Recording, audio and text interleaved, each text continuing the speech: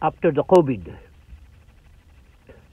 that is 2019, 2020, 2021, up to 2022.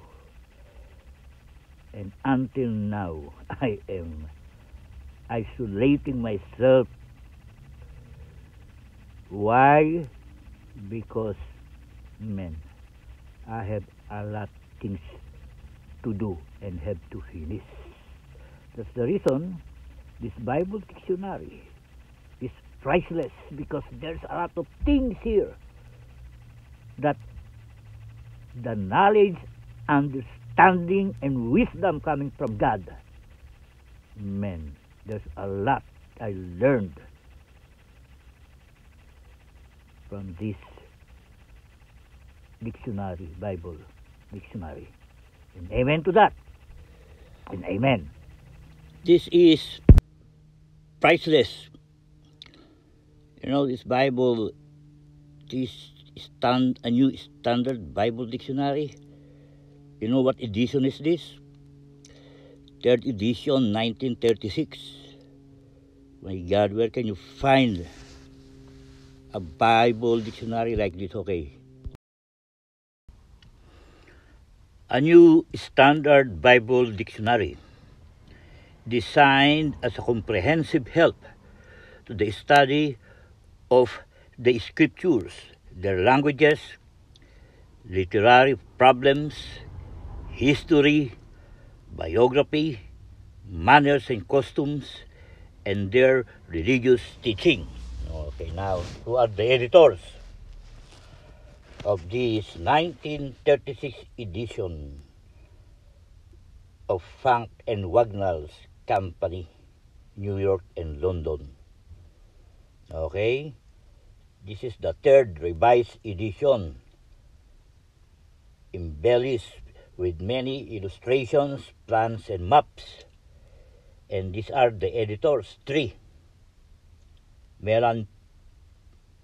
Sorry, I cannot pronounce the name correctly, so bear with me. Melanchthon W. Jacobus D.D. Dean, and Homer, Professor of the New Testament, Exegesis and Criticism, Emeritus in Hartford Theological Seminary. Albert C. Lane, D.D., Professor of Hebrew and Greek in Hartford Theological Seminary. Andrew Z. Zenos, D.D., LLD,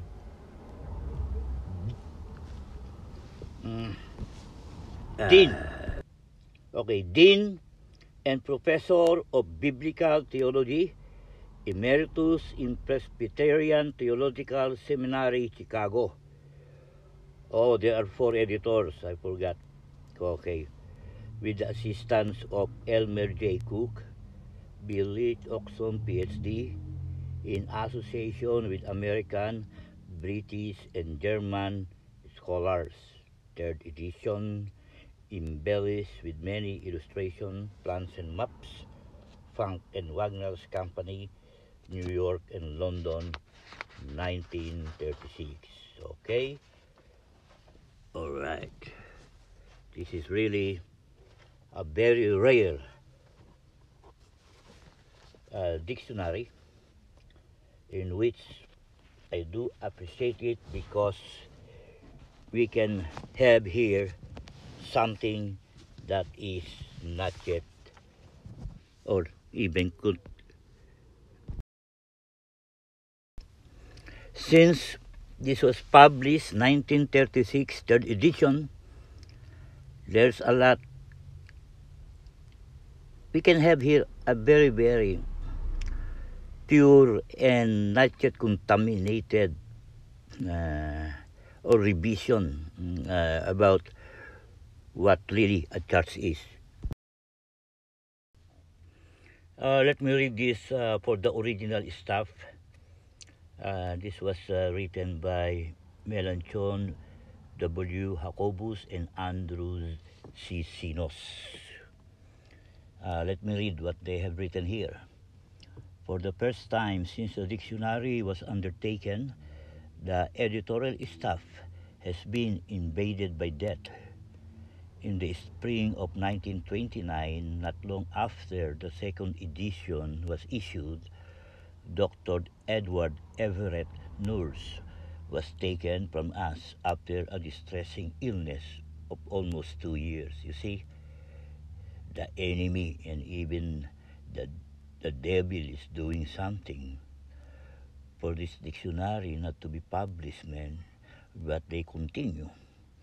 Okay, the loss was sorrowful one for us and a severe one for the dictionary. Okay, because the enemy will do everything.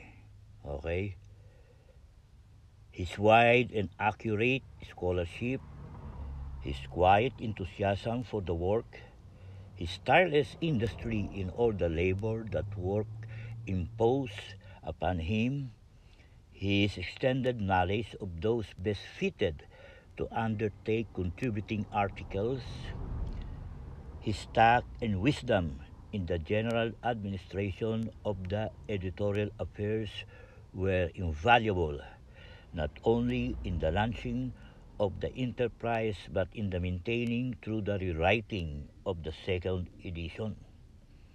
It was only natural that his place should be taken by the appointment of Dr. Albert Clarence Lane, his former colleague on the Hartford Seminary faculty, whose fine scholarship have been called upon the production of the second edition and whose remarkable fitness for dictionary work has been more than proved in the preparation of its third edition. The increasing responsibilities which have confronted us in the exacting labor of revision have brought us to add to our number as assistant editor Dr. Elmer J. Cook, whose studies at Hartford Seminary and Oxford University have shown him ably fitted for the help we have asked of him. Okay? Melanchthon, Jacobus, Andrews, and Sinos for the original stuff. Third revised edition, copyright 1936 by Funk and Wagnalls Company. Second revised edition, copyright 1925 by Funk and Wagnalls Company, printed in the United States of America. Copyright under the Articles of the Copyright Convention of the Pan-American Republics and the United States. Okay? And amen to that. And amen. You know what? This really opened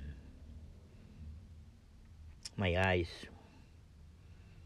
the knowledge and understanding deeper what the Bible is all about. And we believe this is the Word of God. Okay? If God communicated to man, so the Word is understood by men who wrote the Bible. Okay? This is clear that this Bible is the Word of God. Who can contest that? And amen to that. There's a lot of things that we have to learn. Go deeper, you research by yourself. If you really want to understand the Bible, we have now all the resources here. We have the internet, okay? And everything will be provided. Okay? And amen to that. These are the key to initials of contributors. Alexander Converse Purdy, PhD, D, Professor of New Testament Exegesis, Hartford Theological Seminary, Hartford, Connecticut. Andrew C. Zinos, MADD, LLD, Dean and Professor of Historical Theology, Emeritus Presbyterian Theological Seminary, Chicago, Illinois. Alfred E. Garvey, MADD, Principal Emeritus, Hackney and New College, Hampstead, England. Arthur E. Gillette, Professor of Philosophy of Religion, Emeritus at Hartford Theological Seminary, Hartford, Connecticut. Okay, I will not read all the names over here. We'll just do it in random, okay? Duncan R. MacDonald, MADD, Professor of Semitic Languages, Emeritus, Hartford Theological Seminary, Hartford, Connecticut. And let's go to here. Frederick C. Grant, Th.D.D., Dean of Professor of the Literature and Interpretation of the Old Testament, Lecturer in the New Testament, Sibori Western Theological Seminary, Evanston, Illinois. George L. Robinson, Ph.D., Professor of Biblical Literature and English Bible and the Presbyterian Theological Seminary in Chicago, Illinois. George Milligan, Regius Professor of Divinity and Biblical Criticism, Emeritus, Glasgow University, Glasgow, Scotland. George Simpson Duncan, Professor of Biblical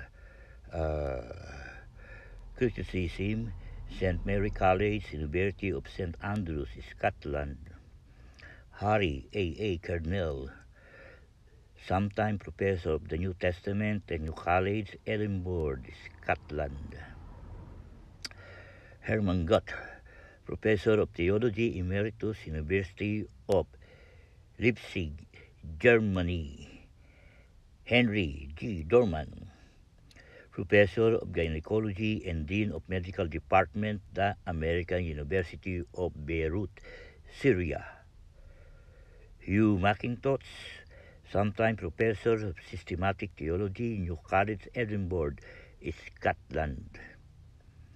Ira Maurice Price, Ph.D., LLD, Professor of Semitic Languages and Literature, Emeritus, University of Chicago, Chicago, Illinois. James A. Kelson, President and Professor of Hebrew and Old Testament Literature, Western Theology Seminary, Allegheny, Pennsylvania. Okay? So, let us continue. Okay.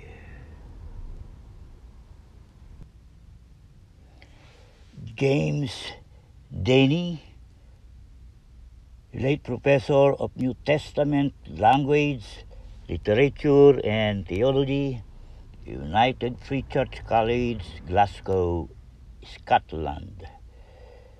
John Edgar McFadden, late Professor of Old Testament Language, Literature and Theology, United Free Church College, Glasgow, Scotland.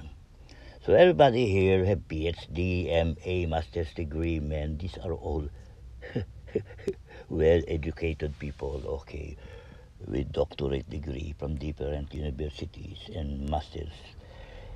Next, James Hardy Ropes, late Professor of the New Testament Criticism and Interpretation, Harvard University, Cambridge, Massachusetts. Okay, let's just not read everybody here. John R. A. Sterretz, late Professor of Greek, Cornell University, New York. Lewis Gaston Leary, lecturer and author of Ocean Group, New Jersey. Okay? Ovid R. Settlers, Professor of Old Testament, Language and Literature, Presbyterian Theological Seminary, Chicago. Sir Robert R. Falconer, Principal Emeritus of Toronto, University of Toronto, Canada. Robert Henry Pfeiffer, Assistant Professor of Semitic, Harvard University, Cambridge, Massachusetts. Robert William Rogers, late Professor of Hebrew and Old Testament Exegesis, Drew Theological Seminary, Madison, New Jersey. Samuel Angus, Professor of New Testament and Historical Theology, St. Andrews College, Sydney, New South Wales. Samuel Dickey, Professor of the New Testament, Literature and Exegesis, Presbyterian Theological Seminary, Chicago, Illinois. Samuel R. Driver, late Regius, Professor of Hebrew and Canon of Christ Church, Oxford, England. Okay. Win McKinsey, President and Professor of Christian Theology, Emeritus, Hartford Theological Seminary, Hartford, Connecticut. W.G. Jordan, Professor of Hebrew and Old Testament, Exegesis Emeritus, Queen University, Kingston, Canada. William H.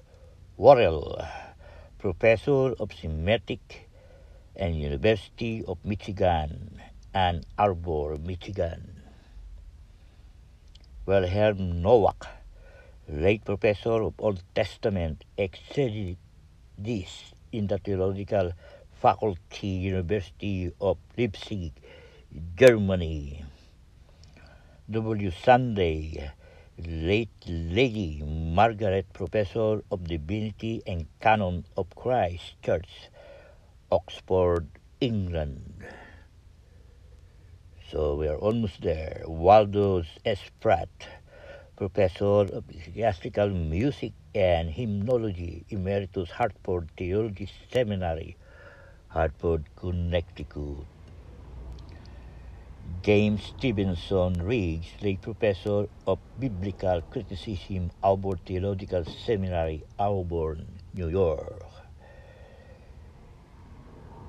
James Stevenson Riggs, late Professor of Biblical Criticism, Auburn Theological Seminary, Auburn, New York.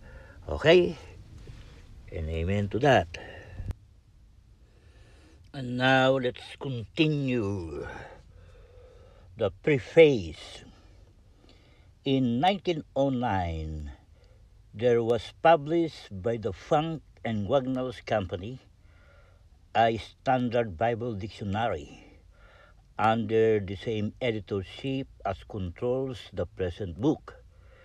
The purpose of that publication was that students of the Bible might have a readily usable form, an adequate presentation of the facts regarding the contents of the Bible based on thorough scholarship and also animated with loyalty to the essential truth of the gospel. The success of that venture was both immediate and continued, and as the time drew near when the edition was about exhausted, the question arose not as to the need of a second edition, since that was obvious, but as to its character and contents. It was, of course, evident that in the years which had passed since the first printing, the advance in the criticism and the knowledge of the Bible had been such as to demand a revision of the original articles which would bring them abreast of present scholarship, and it was also believed that the addition of several general articles on selected subjects would add to the completeness of the dictionary, service to those Bible students whose interests were its chief concern. It was consequently decided that the entire work should be reset, thus giving to the revisers of the original articles as well as to the writers of the new articles such freedom as would ensure the best results. And amen to that. With a practically new book thus assured, a group of scholars were invited to revise or rewrite it, if that seemed preferable, and those articles whose authors have died in the intervening period, or found it impossible to undertake the revision at their own work. The preparation of the new articles was in each case entrusted to scholars who, in the judgment of the editors, were eminently fitted for the service they were asked to render. Naturally, wherever it was possible, the revision of articles that were to be retained was entrusted to the original authors, although cases were not infrequent where there were a collaboration. Okay, the general result of this readjustment has been that the staff of contributors to the second edition is materially larger than was that of its predecessors. And amen to that. So where are we? All right.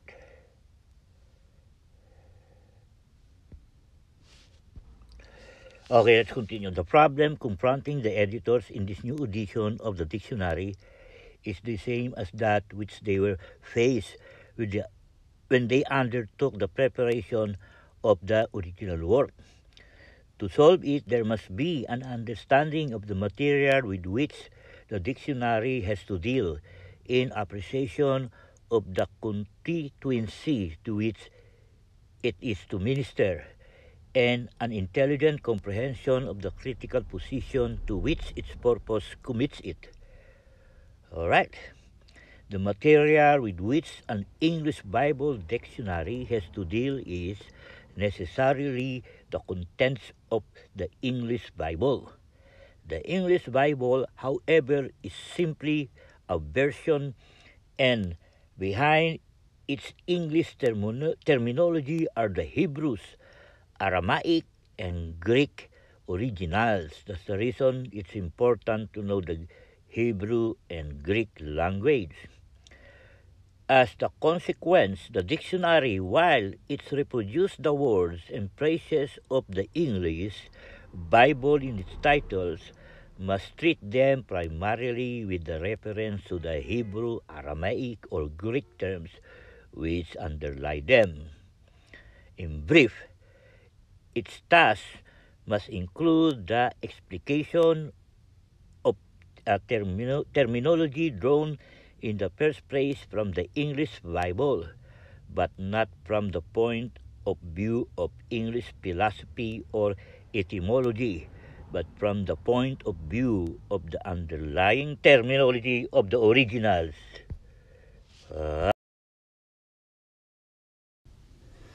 Okay. The constituency held in view in such a dictionary is much wider than the class of scholars who are continually engaged in Bible study, are familiar with Hebrew and Greek, and have a first-hand acquaintance with the field of modern biblical research. It is made up of the educated ministry who, while possessed of biblical scholarship, and amen to that. So this is important. to know, really, because the English language is like new, because the Greek language is the only language that can describe something. Okay, let us continue because we were interrupted by that one that overlapped my recording. So let's continue to the second page. It is made up of the educated ministry who, while possessed of biblical scholarship, have not always the leisure to enter into a discursive presentations of critical research. Besides this, it includes the Sunday school teachers and workers who in most cases have not had the benefit of scholarly education in Bible study and yet desire and appreciate all that biblical scholarship can give them of its results. And finally, it includes the intelligent layman interested in the Bible study but not acquainted with Hebrew or, in many cases, with Greek. For this widely extended circle of interested Bible students, the dictionary, to be of service, must avoid being too scholastic in its general character. It must be accurate in its presentation of facts, but not so technical as not to be easily understood. It should be up to date in its information, but not so discursive as to burden the pages with the pedantry of undigested facts. What it gives should be given in such a form as not to repel the busy and woman of today, but to help them in their understanding of the Bible, which they wish to read intelligently and to study with a view to the best results for themselves and others. The critical position to which such a dictionary is necessarily committed must be one of acceptance of the proved facts of modern scholarship, of open-mindedness toward its still debated problems, and of conservation of the fundamental truths of the Christianity proclaimed and established in the message and missions of Jesus Christ. And amen to that.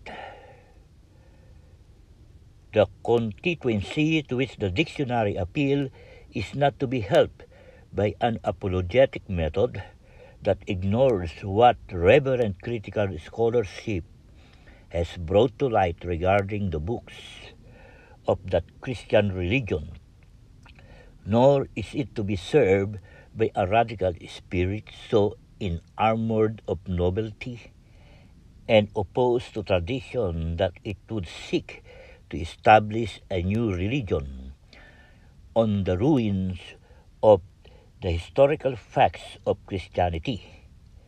It can be ministered to only by a clear, charitable, uncontroversial presentation of the results which a century and a half earnest, conscientious, painstaking, self-denying study of the Bible has secured, to the end that all students and readers of the book may be led into its more intelligent understanding and its more spiritual use. The problem remaining the same, the editors found themselves guided in the preparation of the present work essentially by the same principles as before. Number one, the text of the American Standard Edition of the Revised Bible has been made the standard English text of the biblical citations and references. At the same time, it's evident that the dictionary, being intended for English readers in general, this text, could not be adhered too exclusive of any reference to that of the English revision, which occupies in British countries relatively the same position as that held by the American revision in this country. Much less could there be an ignoring of the authorized version of 1611, which in all English-speaking countries still maintains and is certain to continue to maintain for some time to come a position of great respect and considerable use. In fact, insofar as the dictionary concerns, the English Bible as a version of its original languages, it must, while adopting a standard English text, have a constant reference to such varieties of interpretation as the English versions actually in use present time. And number two, the concordance to the English Bible have been made the basis of the list of titles. At this point, the editors were confronted with serious difficulties, for there is yet no adequate concordance to the American Revised Text. The nearest approach to any such work in the elaborate concordance of James Strong, which indicates the passages of the authorized version where changes were made in the Revised of 1881, and which shows these changes in a comparative table but contains no concordance of them. The recent concordance for the American Revised Edition by Dr. M.C. Hazard, Nelson, 1922, is not arranged according to the Hebrew and Greek originals, and therefore, while actually serviceable in a degree what was of less value, that was hoped for the work of checking up the reference in the dictionary, while every effort has been made to make the list and terms complete and to verify, the likely same terms in the American revision have been inadequate or omitted. Okay, let's continue again, and amen to this. So at least this revised edition of the Standard English Dictionary is a very good reference to understand the English Bible, okay? You can check it here. So this is what I'm doing during the COVID lockup. So I go deeper and try to learn. Plus the accessibility that I have, because I have a solar, I have here my own electricity, so 24/7 I can access the internet to get the information. Okay, let's continue. Apart from this, however, it is obvious that this basal relation of the concordance of the list of titles does not mean that all the words in the concordance have been given in a place in the list of titles, and the purpose of the dictionary is not to record the contents of the Bible, but to give us an information regarding them as may be of service to Bible readers and students. Furthermore, it is clear that not all the contents of the Bible which call for such treatment belong legitimately to a Bible dictionary. For again, the purpose of such dictionary is not to do work of an English lexicon or grammar. There are not a few obsolete English words and phrases, especially in the authorized versions, which are subjects of interesting study in our own language, but are without significance as regard the original text of the Bible. This can safely be omitted in both the space and the dignity of the dictionary concerned. Still further, there are words and phrases which obviously have little or no significance in the study of the Bible, that there would be no real service rendered the students or the reader in considering them.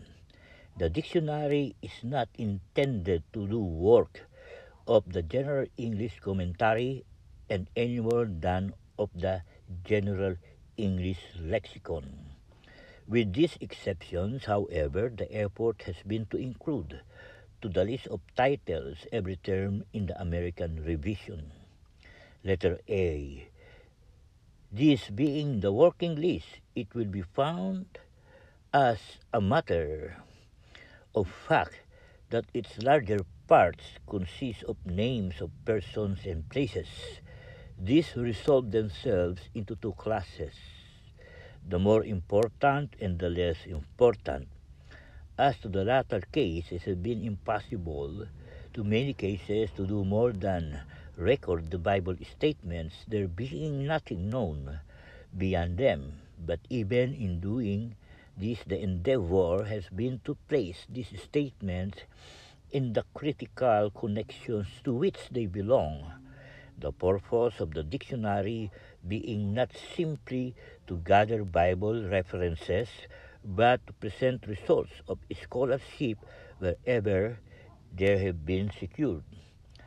As to the former class, the endeavor has been to treat them not only in regard to the facts of the Bible record, but also and more especially in regard to the relation which they sustain to the progress of the history and the development of the religion contained in and connected with the Bible.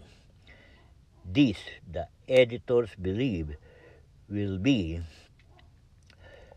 conspicuously evident in the most important articles in this class. Okay? Let us stop. Okay, let's us continue again. Because sometimes, you know what, I have a problem reading also because I don't have the right reading glass, okay? Let's continue. Such as those on Assyria, Babylonia, Egypt, Asia Minor, and Palestine on the one hand, and those on Moses, David, Elijah, Jeremiah, John the Baptist, James, Peter, John, and Paul on the other, it will be found on its best in what has been written on the one supreme personality in all religion. And then letter B, closely connected with these persons and place articles and necessitated by the historical method employed in their treatment will be found a class of articles presenting in larger compass the general subjects of the history of Israel. And amen to that.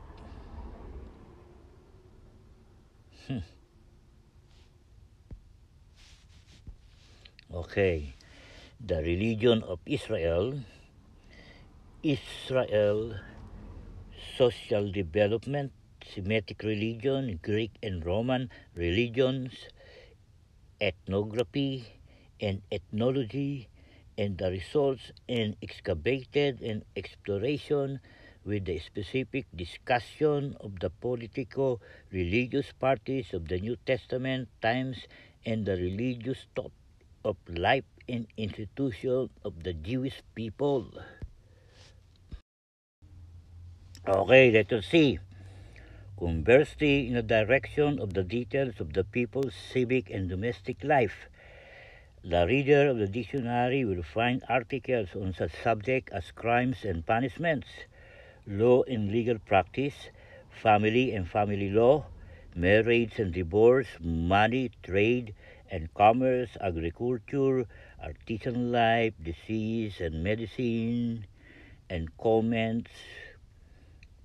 Okay, dress and ornaments, burial and mourning costume. It is impossible, however, in any study of the Bible to deassociate the history and life of the people from the literature in which the history has been recorded and the life has been found expression necessarily, therefore the plan of the dictionary. Okay,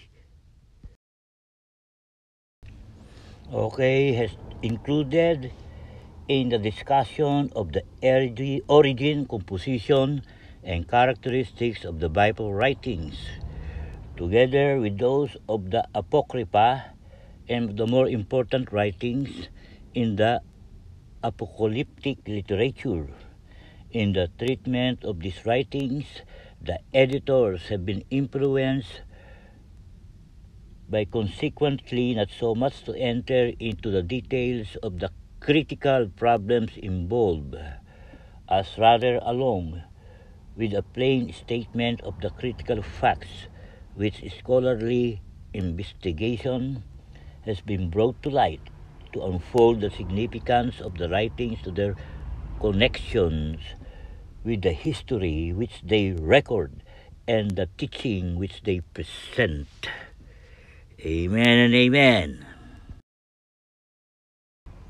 Okay, let's continue. This will account for the space devoted to the analysis of the contents of the perspective books and for the treatment in many of them of their theological position.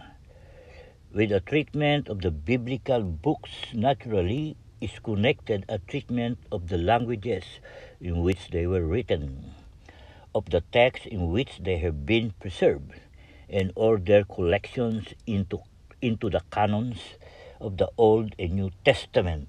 Okay? Next.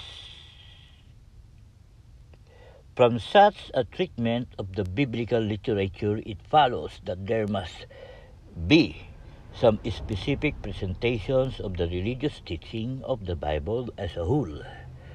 The plan of the dictionary confessedly did not permit it to enter the field of systematic theology, but equally it did not admit of its ignoring the biblical basis in which the science is founded. The point, in fact, in which the Bible is perhaps most profoundly searched and studied. The editors consequently determined upon including articles which presented the teaching of the Scriptures on such fundamental doctrine as faith, repentance, atonement, sin, forgiveness, grace, and presupposed doctrinal facts as regard such doctrinal interference as predestination in such general fields of doctrinal thought as eschatology, the specific religious teaching characteristics of the individual books, and the leading personalities of the Bible has been given as thorough a treatment as the space of the dictionary permitted. In all this varied direction, it has been the endeavor of the editors to maintain the purpose of the dictionary, to present to the readers and students of the Bible the results of a reverent scholarship committed to the accepted facts of criticism, open-minded to its unsettled problems, and thoroughly loyal to the basal truths of an evangelical Christianity, while the second edition has thus persevered in the problems presented to it. Okay, and is the principles followed in the solution of the same, the position taken in the original work. Nevertheless, it will be found by those who use it to be a book different in many important respects from its predecessor. Number one, naturally, mention should be made first of the revision of the original articles referred to above, since the publication of the first edition progress in the reverent study of the Bible has continued steadily and searchingly. with the consequent modifying or confirming of the earlier views as new facts have been brought to light.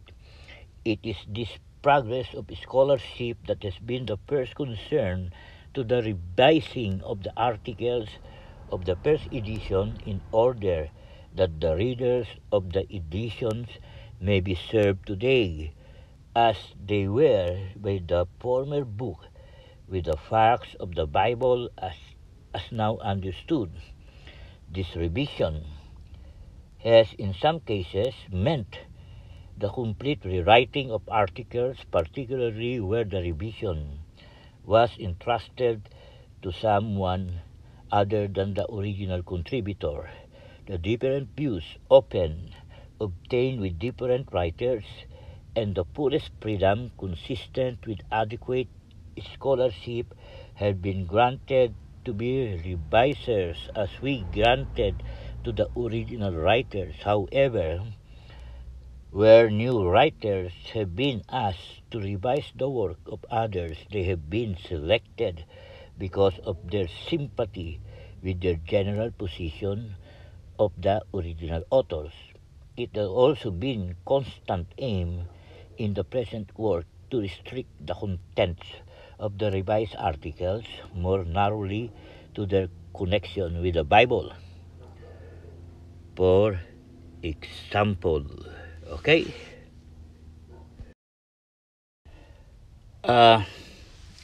Because I would like to share this one, that's the reason I recorded it, so that people will understand that I did really a thorough research before we're going to file a complaint against the Four Square, because I will be now scrutinized as a person. And let's continue. Okay, for example, since the World War, the Near East has undergone a great transformation, but with all this, the Bible has nothing to do, and historical or geographical articles in the Bible dictionary cannot be expected to deal with the modern history or geography. This restriction has resulted in the elimination of some material which was relatively at least extraneous to the treatment of the subject as primarily biblical. Furthermore, it's been thought wise to omit mere references to theories or views as old or discussions so long outworn as to be of no service or interest to students of today. From the bibliographies attached to articles, many old art titles have been omitted to give place to attention to be called to the more recent literature. It is certain that this emphasis upon present-day thinking will add freshness to the dictionary and materially increase its value to those who go to it in their Bible study. This revision has been in every way a thorough one. It has covered every title, even the smallest, in such a way as to make the book practically a new work.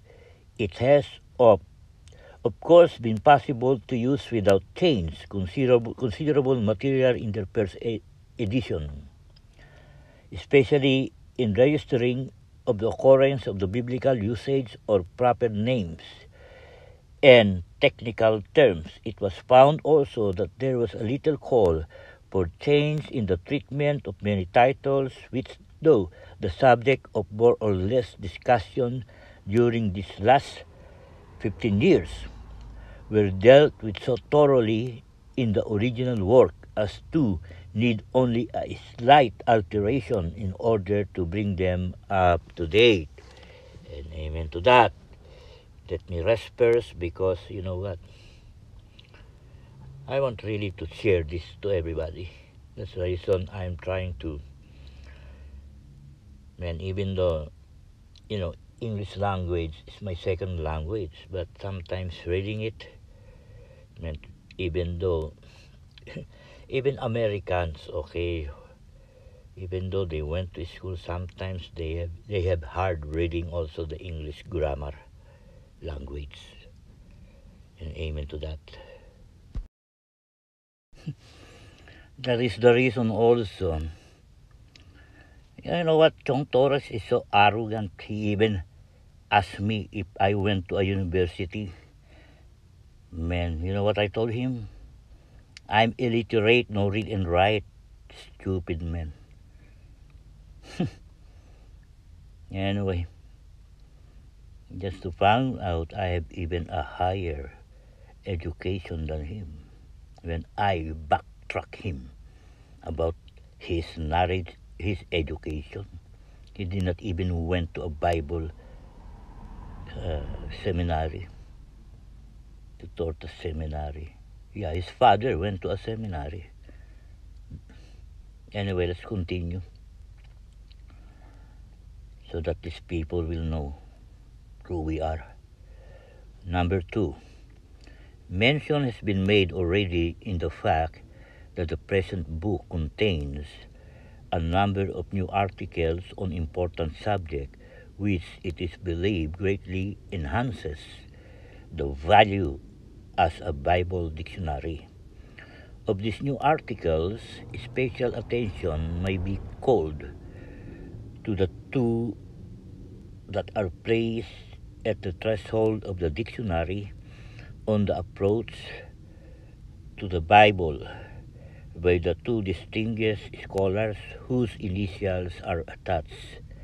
It is felt that a careful reading of these two articles will serve to clear away much of the unfortunate misunderstanding of the Bible that is so widespread and interferes so greatly with the true appreciation of its nature and how to study it. The articles on excavation, exploration, gives the reader a clear and concise view of what archaeological research is and what it has accomplished toward a better understanding of the Bible. The articles on the history of Israel, the religion of Israel, and the social development of Israel form together an almost complete account of the life of God's Asian people. These new articles of the Gospel and on the synoptic problems serve very materially to complete the dictionary's presentations of the New Testament subject and problems. The enlargement of the dictionary scope through these and other added articles is obvious, and we believe the competency of the scholarship which has produced them will be as evident. It will be perhaps not too much to say that the editors have discovered in their experience with the re-editing of such publication as a dictionary of the Bible that the second task was ever more difficult than the first. In their original efforts, the very newness of the undertaking gave them an enthusiasm that was born of the adventure upon which they were entering. But, in spite of such success, it may have attended their work. The criticism it invited and the mistake, it involved. The consciousness it brought to them on unattained ideals made them realize that when again they set their hands to the task, they must make good where they had fallen short, and at least give evidence of what experience and maturing conviction had enabled them to accomplish in the direction of a better book. Okay, they're under no illusions of the perfection even of this second effort, but they believed that if unremitting labor and unceasing care can add anything to experience and thought, they have made appreciable progress toward their ideal. And amen to that. Okay, let's continue to the last page of the preface. It is difficult to measure the help to the editorial work which has come from the sympathetic interest of the contributors to the undertaking. The editor's desire, that their appreciations of the assistance which has thus been rendered them shall not be underestimated. They would also acknowledge the courtesy of the Palestine Exploration Fund and the Egyptian Exploration Fund of the Harvard University Press in permitting the use of cuts which have appeared in their publications. Okay. The editors renew their obligations to the friend name in the preface of the first edition, two of whom, Professor Sterrett and Anikian, have passed to the reward. The assistance of Dr. Steyer and his associates of the Case Memorial Library has been as kindly and as sparing in forwarding the work on these editions as it was its predecessor. I'm having a hard time reading already because my eyes already stress, because I don't have the right reading glass. Okay, let's continue. No matter what, God is with me. On others whose in one way or another has been greatly appreciated, a mention should be made of Reverend John Hamaker for assisting in working out certain details in the initial stages of the work, of Mr. Willard and Johnson to her careful attention in records and statistics of Professor Albert C. Lane of the Hartford Theology Seminary, for his invaluable aid in the matter of the pointing, accentuation, and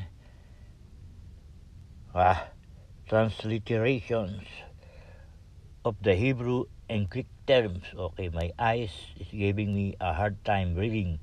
Of Miss Helen Norse for her transcription of certain maps, because I'm now reading like a double. Letters and plans, and Mr. Joseph Saron of the New York office, because I've been reading for almost more than 2 hours now for his painstaking work in proof correction, the kindly interest and sympathetic cooperation in the whole undertaking of the part of Dr. Frank. Just read it. Okay, let me stop here because my eyes is really having a problem now. Okay, amen to that.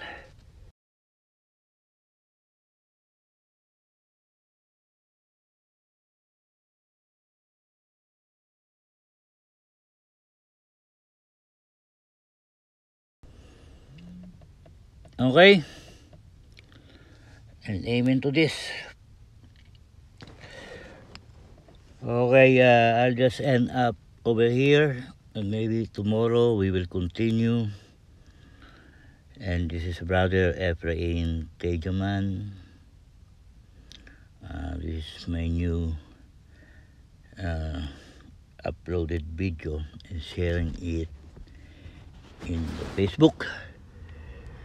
And thank you. If somebody is interested in my Christian life, so be it. And amen to that. I'm already tired. Anyway, time will come. This will end. And God is a faithful God. And you know what? I always hear that song,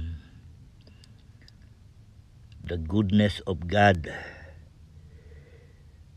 every day before I sleep and once I wake up. That is the first song that really motivates me. It's a Pentecostal, from a Pentecostal praise and worship. I think it's a hill song from Australia. Those are the modern songs that was created by these Pentecostal churches, and it's very, very motivating actually. It is what it attracts the today generation. You will see them once they do their praise and worship, man, people are being what? Man, if you know how, if you have a good voice, angelic voice, why not share? Join the praise and worship ministry in your church so that your congregation will be blessed with your spiritual gift coming from the Holy Spirit. You know, every one of us is so unique that we have our own gifts. Man, me, I cannot sing. But what I can do is to put everything in order. Okay, anything that is wrong, we have to put it right. And I am called to preach in, the gospel to the world, to the pagan man,